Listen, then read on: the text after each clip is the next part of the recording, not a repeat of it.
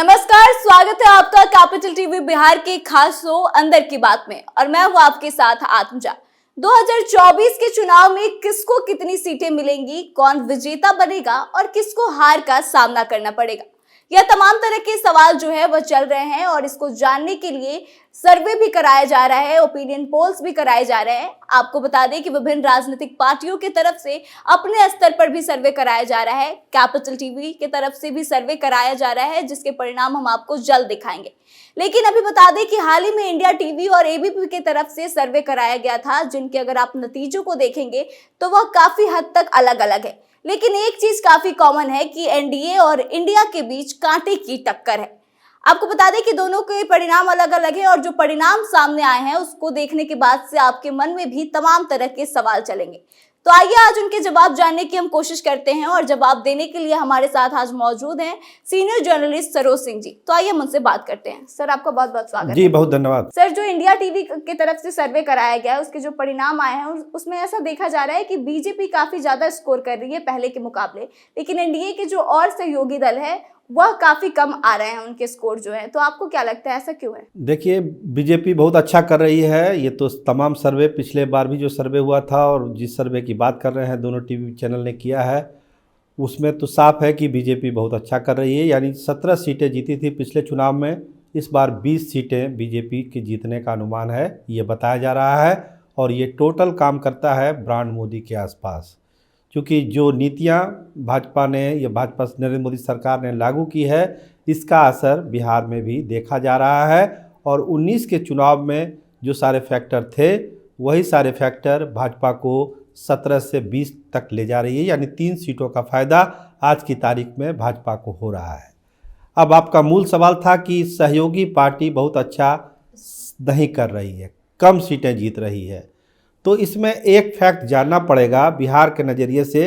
देखिए, राष्ट्रीय चैनल जो सर्वे करते हैं और हम लोग पटना बिहार में बैठे हुए हैं, तो हम लोग अपने नज़रिए से चीज़ों को देखते हैं कि क्या चीज़ें हैं। जैसे 19 का जो चुनाव हुआ उसमें नीतीश कुमार साथ में थे और 16 सीट जनता दल यूनाइटेड ने जीता। तो स्वाभाविक है कि नीतीश कुमार इस बार नहीं है गठबंधन में, तो वो 16 सीटों का तो नुकसान एनडीए को साफ आप लोगों ने दिखा दिया कि भाई 16 सीटें कम है। लेकिन प्लस क्या हो रहा है, चिराग को कितनी सीटें आ रही है, मांझी जी को कितनी सीटें आ रही है, उपेंद्र कुशवाहा को कितनी सीटें आ रही है, और जो सहयोगी पार्टियां हैं उसको कितनी सीटें आ रही है।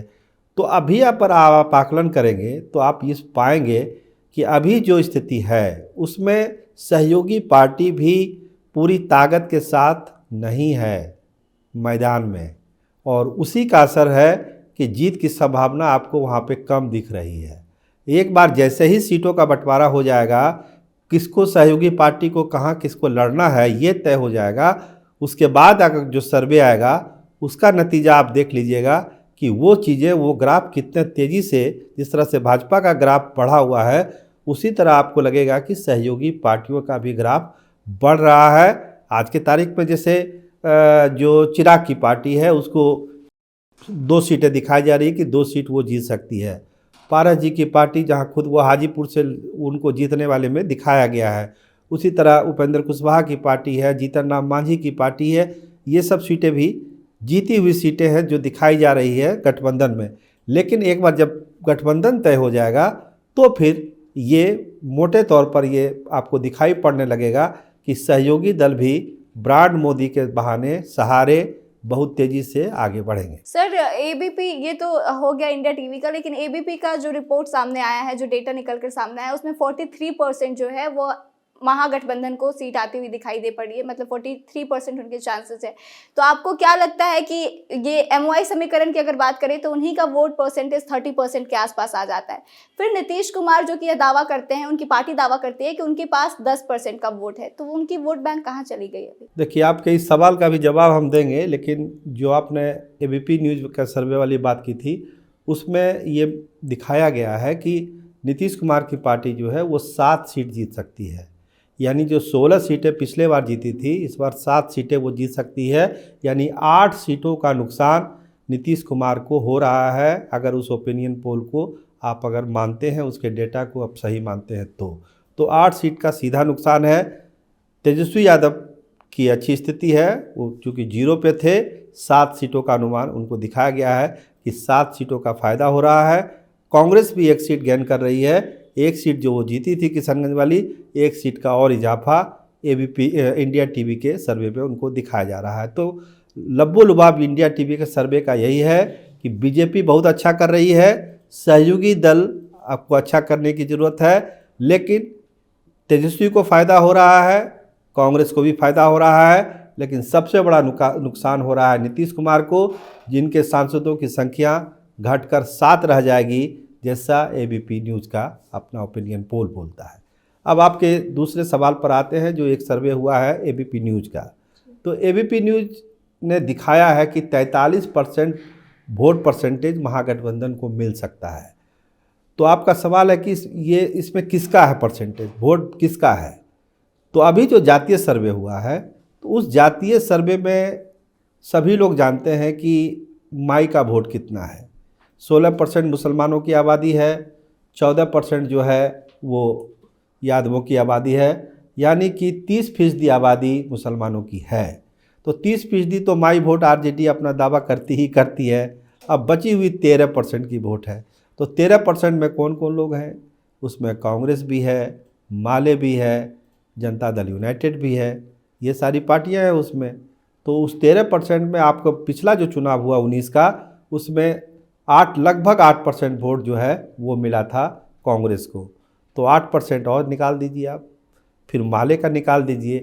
तो आपने कहा कि नीतीश का वोट बैंक गया कहाँ? तो वही वोट बैंक है जो लड़ाई बिहार में है, नीतीश कुमार के वोट बैंक की ही लड़ाई है। मैं बराबर कह रहा हूँ, आपके भी प्रोग्राम में मैं कई बार कह चुका हूँ कि वो जो वोट बैंक है अति पिछड़ा का, जिस पर नीतीश कुमार का दावा है, वो वोट बैंक खिसक रहा है, धीरे ही धीरे सही, लेकिन वो खिसक रहा है एनडीए की तरफ। अगर ये पूरी तरह से शिफ्ट करता है तो आप देखिएगा जो सहयोगी दल का आंकड़ा है, जो मैं कहता हूँ वो बढ़ने वाला है, उसका आधार यही है कि वो वोट बैंक शिफ्ट करेगा और सहयोगी दलों, भाजपा को भी फ़ायदा पहुँचाएगा और सहयोगी दलों को भी फ़ायदा पहुँचाएगा। तो ये कहानी होगी तब जब वो अति पिछड़ा वोट का सारा गणित भाजपा या एनडीए उस हिसाब से खेल पाएगी। क्या कर पाएगी नहीं कर पाएगी, ये तो उनकी रणनीति पर डिपेंड करता है। अगर वो नहीं सक्सेस हुए तो फिर महागठबंधन और फायदे में होगा। और आपने खुद कहा कि लड़ाई तब फिर बिहार की आसान नहीं रहेगी, बहुत कांटे की लड़ाई बिहार में हो जाएगी तब। सर, जैसा कि आप अभी कह रहे थे कि नीतीश कुमार का वोट बैंक जो है वो शिफ्ट हो रहा है एनडीए की तरफ, तो आपको क्या लगता है कि इसके पीछे की बड़ी वजह क्या है? बहुत साफ साफ वजह है। देखिए, नीतीश कुमार का वोटर कौन कौन था इसको समझने की ज़रूरत है। 19 के चुनाव में आप जाएंगे तो नीतीश का वोटर कौन था? एक तो उनके जात का ही वोट है, 2% 2.5% वोट उनका है, कुशवाहा वोट उनके साथ था। इसके अलावा महिलाओं के लिए जो काम किया, शराबबंदी वाला जो फैक्टर था, तो महिलाओं ने भी जो नए नए ग्रुप उन्होंने बनाए, आशा दीदी, जीविका दीदी, ये लोगों ने वोट किया नीतीश कुमार को सुशासन के नाम पर। लेकिन अभी क्या स्थिति है वो आप भी जान रही हैं, हम भी जान रहे हैं कि नीतीश कुमार के छवि को क्या डेंट लगा है। तो वो वोट घिसक रहा है और ख़ासकर भाजपा ने सम्राट चौधरी को अपना अध्यक्ष बनाकर कुशवाहा वोट में बहुत बड़ी सेंधमारी कर दी। और उपेंद्र कुशवाहा तो साथ में थे ही, तो मतलब कुशवाहा का जो 6% 7% वोट है, वो वोट बैंक खिसक रहा है नीतीश कुमार के पाले से, धीरे धीरे ही सही, लेकिन वो खिसक रहा है, जिसको रोकने की ज़रूरत है नीतीश कुमार को।